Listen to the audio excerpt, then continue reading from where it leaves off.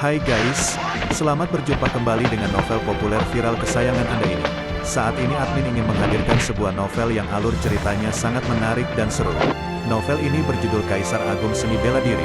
Sebelum mengikuti keseruan ceritanya, mohon bantuan kalian untuk subscribe, like, dan share video-video yang ada di channel ini.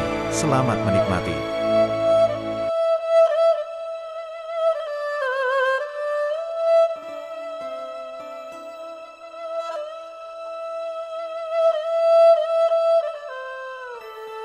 Kaisar Agung Seni Bela Diri, Bab 412, Arwah Dewa Iblis. Boom! Sebuah istana yang rusak sejauh ratusan meter hancur, menyebarkan debu ke segala arah.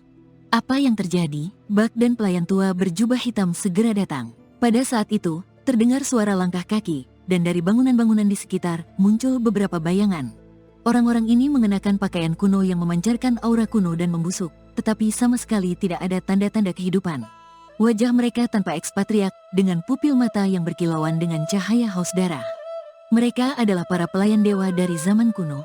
Bak berseru kaget, lebih tepatnya, mereka bukan lagi manusia, melainkan arwah orang mati, kata Luo Xiu sambil menyipitkan mata. Kota para dewa kuno adalah tempat tinggal para dewa, tetapi juga tempat tinggal bagi banyak pengikut dewa iblis yang hidup sebagai pelayan dewa. Para dewa langit di atas dunia mengirimkan para kultivator untuk membantai para dewa di dalam kota ini, dan akhirnya, para dewa di dalam kota ini dikalahkan, bersama dengan para pengikut dan pelayan mereka, semuanya terkena bencana. Namun, kekuatan kematian menyelimuti ruang ini, mengubah orang-orang yang telah mati selama bertahun-tahun menjadi arwah orang mati yang haus darah. Menghidupkan kembali arwah orang mati adalah salah satu cara penggunaan hukum kematian. Kekuatan ini dapat menghidupkan kembali para kultivator yang sudah mati sebagai arwah orang mati, mempertahankan sebagian kekuatan dan kemampuan mereka semasa hidup, tetapi tanpa ingatan. Mereka hanya akan mendengarkan pemilik yang memanggil mereka, atau mengikuti insting haus darah mereka.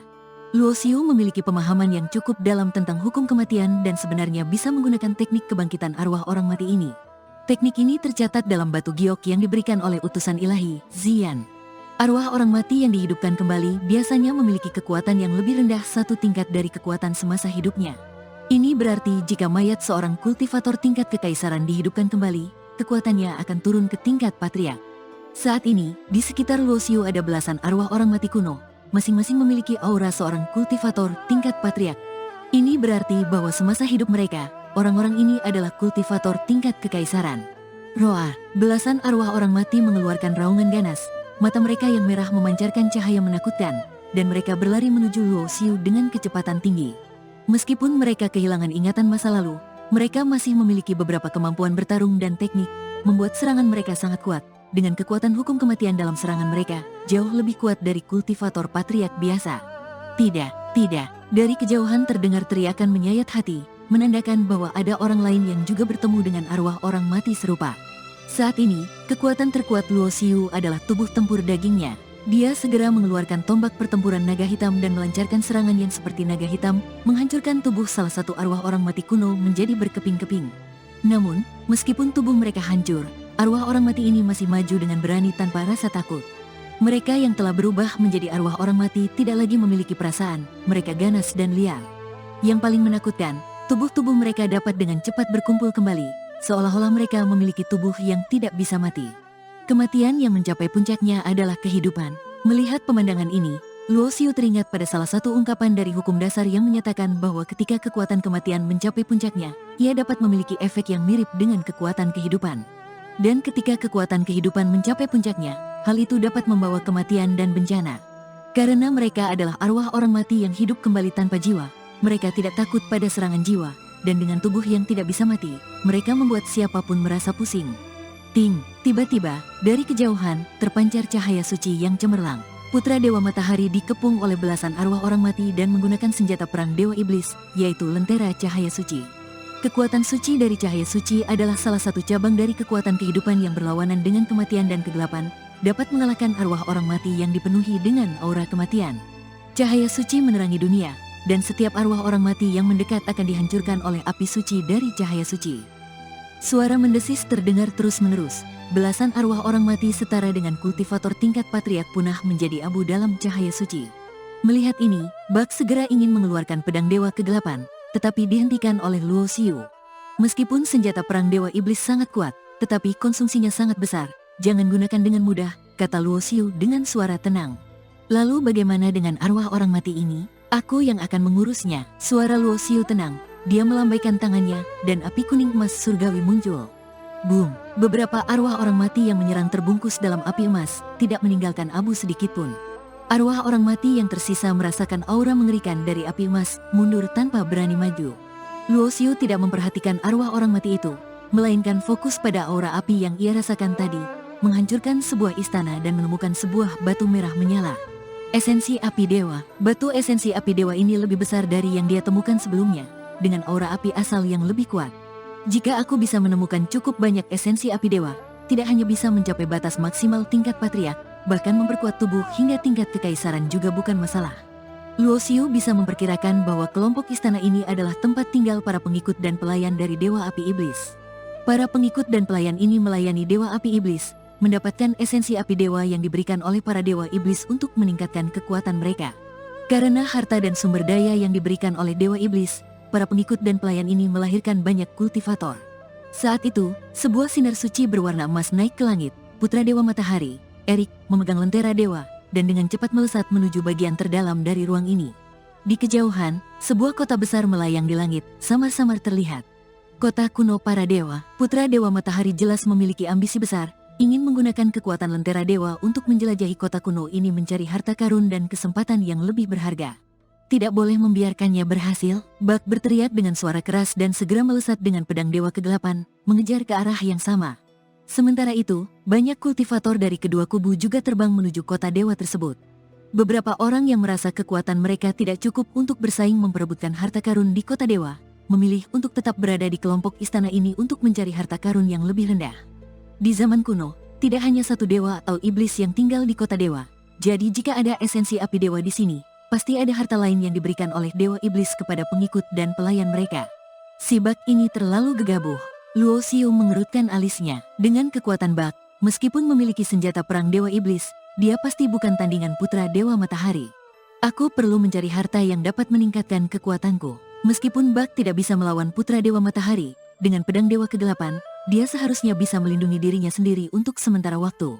Dengan pemikiran ini, Luo Xiu memutuskan untuk tidak mengurus urusan Bak dulu, dan mulai mencari harta karun di sekitarnya. Di kelompok istana yang luas ini, terdapat banyak arwah orang mati. Sebagian besar dari mereka adalah tingkat santo bela diri, dan hanya beberapa yang mencapai tingkat patriark bela diri. Meskipun ada harta dan kesempatan yang diberikan oleh Dewa Iblis, tidak mungkin menciptakan kultivator tingkat kekaisaran tanpa batas. Api kuning emas surgawi Luo Xiu telah mencapai puncaknya, bahkan patriark bela diri terkuat pun bisa dengan mudah dibakar hingga mati. Setiap arwah orang mati di sini yang terkena api ini akan segera menjadi abu. Setelah beberapa saat, Luo Xiu menemukan beberapa lagi esensi api dewa. Setelah memeriksa dengan kesadarannya, dia tidak lagi merasakan adanya esensi api dewa lainnya. Boom! Saat itu, sebuah aura mengerikan keluar dari kota dewa yang melayang di langit, dan segera setelah itu, terdengar jeritan menyayat hati. Lari! Para dewa yang mati telah berubah menjadi arwah orang mati. Para kultivator dari kedua kubu, cahaya dan kegelapan, berteriak dengan ketakutan, dan semua orang terbang secepat mungkin, berusaha melarikan diri. Sebuah tangan besar yang dipenuhi dengan kilat hitam muncul dari kota dewa, menutupi langit dan bumi. Dengan sedikit getaran, ratusan kultivator dari kedua kubu hancur menjadi debu. Arwah orang mati yang terbentuk dari tubuh seorang kultivator tingkat dewa iblis, meskipun kekuatannya turun satu tingkat, masih merupakan eksistensi yang setara dengan kultivator tingkat kekaisaran. Dan kekuatan yang mereka kuasai adalah kombinasi dari hukum yang mereka pelajari semasa hidup dan kekuatan kematian. Sosok tinggi besar muncul di udara, dengan tanda kilat hitam berkilauan di dahinya.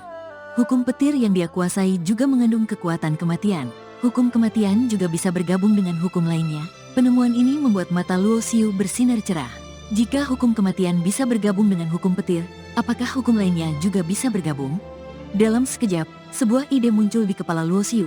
Mungkin dia bisa menggunakan hukum kehidupan dan kematian sebagai dasar untuk menggabungkan kekuatan hukum lainnya, sehingga hukum kehidupan dan kematian bisa mencakup segalanya. Boom! Sebuah lentera dewa memancarkan cahaya yang tak terbatas, segera menutupi sosok besar yang menguasai petir hitam. Apa yang perlu ditakuti dari dewa yang telah mati? Semua orang berlari, tetapi putra Dewa Matahari sangat sombong, bahkan berani menyerang arwah orang mati Dewa Iblis masa lalu. Namun keberaniannya tidak sebanding dengan kenyataan. Cahaya suci yang cemerlang dirobek oleh tangan besar itu, sosok besar itu melangkah keluar dan menghantam Lentera Dewa dengan satu pukulan.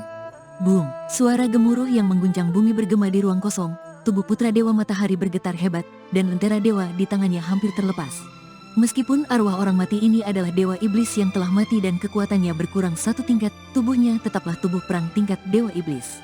Dengan kekuatan Putra Dewa Matahari saat ini, dia tidak bisa sepenuhnya memanfaatkan kekuatan Lentera Dewa, jadi dia tidak bisa melukai arwah orang mati ini. Melihat Putra Dewa Matahari yang memegang Lentera Dewa pun tidak bisa melawan arwah orang mati ini, orang-orang lain berlari lebih cepat. Yang lebih membuat putus asa adalah, dari kota dewa, muncul beberapa aura kuat lainnya, seolah-olah tidak hanya ada satu arwah orang mati Dewa Iblis. Bak, pinjamkan aku pedang Dewa Kegelapan. Luo Xiu melihat Bak yang berhasil melarikan diri dari kota dewa. Bak tidak searogan Putra Dewa Matahari, dia tidak berpikir untuk melawan arwah orang mati Dewa Iblis, hanya memiliki keberanian untuk melarikan diri. Pedang Dewa Kegelapan adalah harta berharga dari kuil kegelapan, tetapi Bak tidak ragu sedikitpun, mengirimkan sinar cahaya hitam yang melayang ke arah Luo Xiu. Luo Xiu menangkap pedang Dewa Kegelapan dan segera merasakan kekuatan Dewa Iblis yang tak terbatas di dalamnya. Dengan memegang pedang ini, Luo Xiu merasa mampu melawan kultivator tingkat kekaisaran. Ambil ini, Luo Xiu melambaikan tangannya, sebuah istana hitam kecil terbang keluar dari dantiannya. Ini adalah harta suci tingkat kekaisaran, gunakan untuk membawa orang-orang lainnya keluar dari sini, kata Luo Xiu. Untuk keluar dari sini, mereka harus melewati daerah yang penuh dengan kilat dan angin beracun. Luo Xiu mengambil pedang Dewa Kegelapan, jadi dia memberikan istana hitam kegelapan kepada Bak, agar mereka bisa kembali dengan aman. Bagaimana denganmu? Tanya Bak, matanya terbuka lebar.